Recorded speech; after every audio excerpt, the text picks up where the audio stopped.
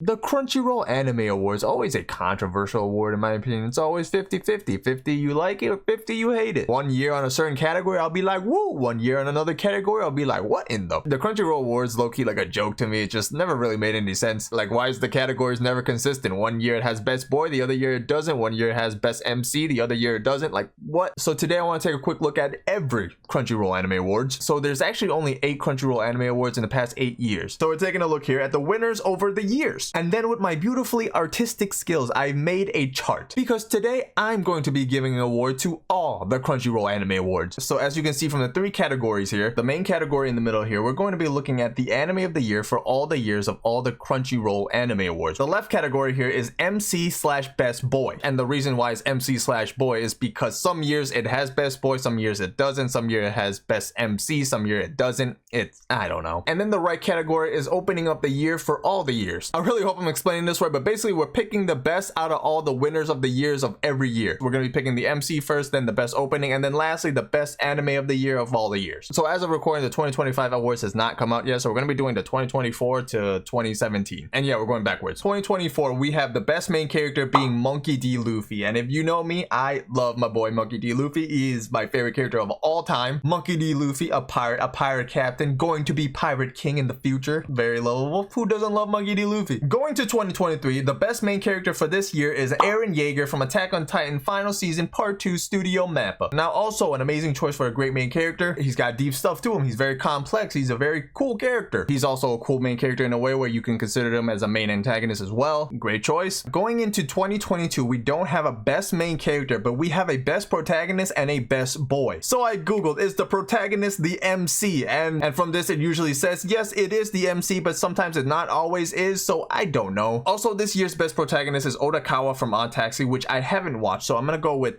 best boy Bocchi from Ranking of Kings. Bocchi, I love him. I love Ranking of Kings. I think it's a very unique series. He is a very simple character, very lovable. He's very fun. Another great nominee. Going to 2021, we also have a best protagonist and a best boy with no best main character again. Best protagonist, I have no clue who that is, so I'm going with best boy Hinata Shoyo from Haikyuu. Hinata Shoyo overall is one of my favorite characters of all time because of how he developed at the end of Haikyuu, and the end of Haikyuu is just so good. I love that ending. But this is best boy Hinata Shoyo from specifically Haikyuu to the Top, which doesn't include the ending, so he is still a good contender, but I don't know if he's gonna win. In 2020, we have best boy Tanjiro Kamado from Demon Slayer and best protagonist Senku from Dr. Stone. But since we've been going with best boy, we're gonna stick to best boy. Tanjiro is a chill character. He's got cool powers. He's got a cool character design. But I never cared for Tanjiro. I think he's just like a nice character. I don't think he's like that amazing of a main character. He's okay. In 2019, we have best boy as Izuku, Deku, Midoriya, and best protagonist Rimuru Tempest. We're gonna stick to best boy still. Deku's a cool character. He gets like super cool powers later on. His hero suit's pretty cool. Although I never cared too much about Deku. He's just too chill in my opinion. Like, he is just a hero at heart. Like, he is just a super nice guy that just wants to save people and fight and whatnot, right? But he's still a cool main character, I guess. Now in 2018, we have a best boy, which is Shoto Todoroki, another My Hero character. So now we have 2 My Hero characters, but I think in my opinion, Todoroki has more of a character to him than Deku does. He has his whole daddy issues. I think his powers are really cool. Had his whole internal conflict with like using ice or using fire or whatever, right? And then later on, he uses both and even combines them. Woo! But yeah, I guess it's pretty cool. So now in 2017, we're gonna come back to this in the other 2 categories, right? But this year is gonna be weird for me. This year, I feel like is very Yuri on Ice themed. Like, if you look at all the categories, Yuri is pretty much in a lot of these. And so the best boy is gonna be Yuri Katsuki. I actually have never watched Yuri. I personally don't even remember what else was this year. I don't know why Yuri won so many things. 2017 is probably not gonna be in the runnings for any of the categories since I don't know much about Yuri. But yeah, I guess Yuri is the nominee for best boy in 2017. And so with looking at all of our nominees, I think y'all know who I'm gonna go with already for best MC/best boy. It is of course gonna be my boy Monkey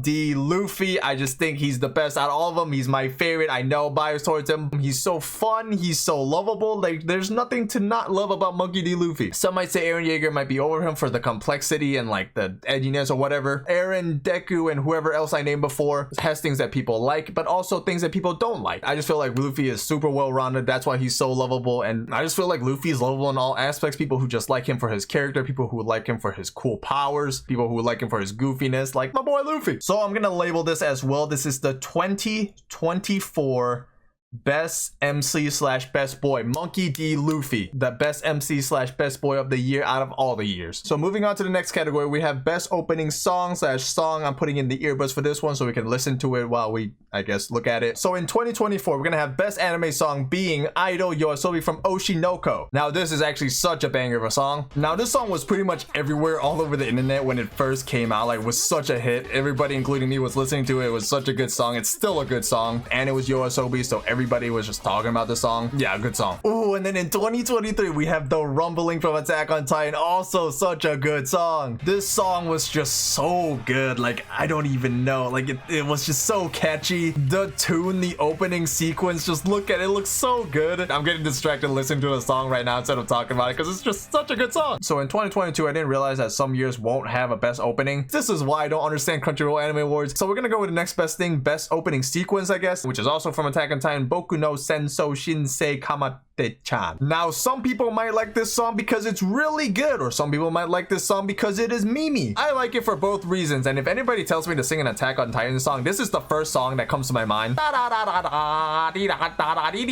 so memey, but it's also just such a catchy and fun song to sing. And yeah, it won the best opening sequence because the sequence just looks amazing as well. Good song. In 2021, we're gonna have best opening sequence being Beastars. Now this was also such a banger. Bit of jazz. It's like, it's so good in the opening sequence with it being like this like puppet thing. I don't know what it's called, but it looks really good. It sounds really good. Also, I think it was a really hype show at the time, and I think still a really good show that some people should still watch it. I feel like a lot of people love jazz, so mix that with the anime and opening and song and jazz, and it's just beautiful. In 2020, we have best opening sequence from Mob Psycho 102. Now, I'm not even gonna lie, I don't really care about this song at all. I thought it was just kind of whatever. I mean, again, it did win the opening sequence, not the opening song. I've definitely heard it a good amount of times though, so I think it is a popular song in general. But for me, compared to the other songs, it's kind of eh. In 2019, we have Darling in the Franxx. Honestly, a throwback. I haven't talked about this anime in so long. Now, at the time, I did listen to the song on loop a couple times, but I don't know. I think it's a decent song, but listening back to it, I don't think it's like an amazing song. There's, of course, that one part in the opening that people really like, right? A fun song and a great listen, I guess. See, this just proves why the Crunchyroll Awards makes no sense. Because why is it that between certain years it doesn't have best opening, but this year in 2018 it does have a best opening? So you're telling me 2018 has best opening, a couple years afterwards it has best opening sequence, and then it goes back to best opening?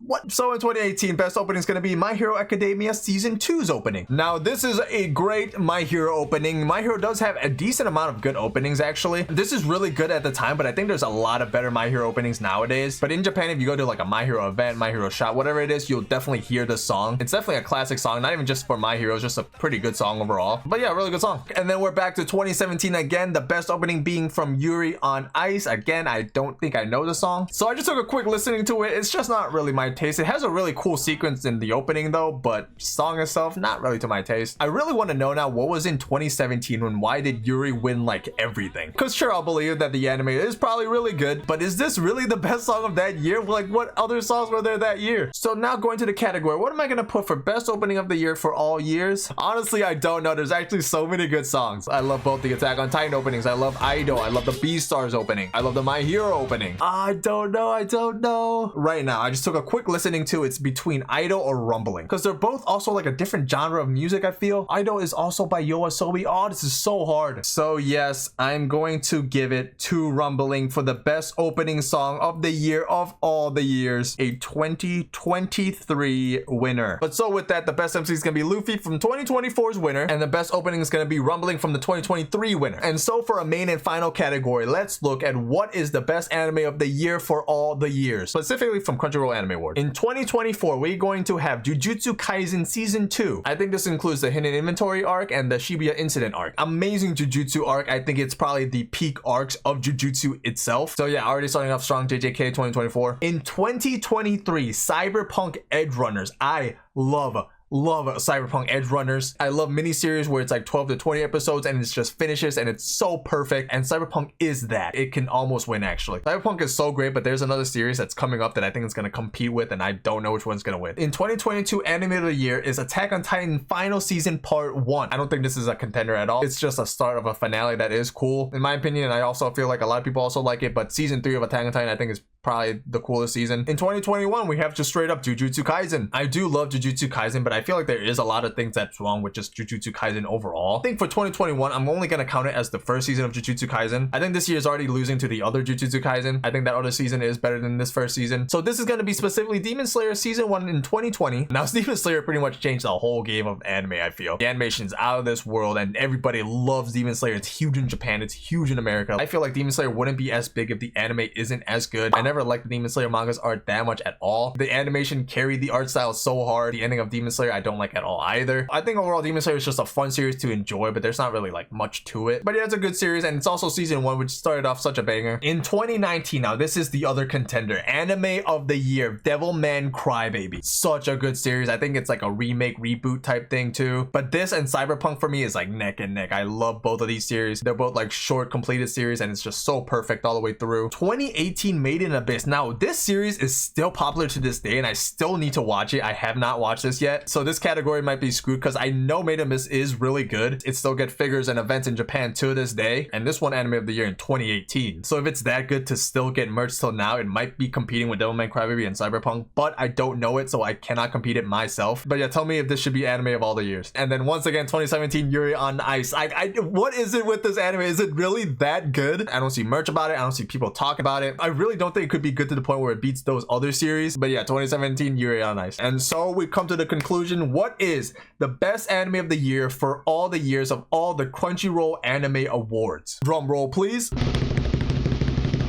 I am giving it to 2019 Devilman Crybaby. It's so good, it's so deep, it's so beautifully animated too. Well, some might say not beautiful, but it's definitely a unique animation. It really won by this much over Cyberpunk, a literal cell difference. But yeah, in my opinion, out of all the winners, I think Devilman Crybaby just takes it. And so we have it, the best MC out of all the years, 2024, Monkey D. Luffy, the best opening out of all the years, Rumbling from Attack on Titan, and then the best anime from all the years is 2019 Devilman Crybaby. I'm thinking if I'm still doing YouTube by then, in 2030, I'm gonna do 2025 to 2030. But for now, who's excited for 2025? I feel like Solo Leveling is gonna win like pretty much everything. See, it's funny because I'm on the US side of the internet and Solo Leveling is talked about so much, but I live in Japan where, you know, Korea and Japan doesn't really get along, so Solo Leveling barely gets talked about in Japan. I've seen like a couple mangas and a couple like figures, but yeah, it's just funny. I barely hear it in Japan, but I hear it all over the US side of the internet, so I feel like it'll win a lot of categories in the Crunchyroll 2025 Anime Awards. But yeah, what do y'all think about the winners? I hope y'all enjoyed the video at least, and once again, y'all watched it right now, leave a like, and if you haven't sub. Thank you so much for watching, and I'll see y'all next time. Peace.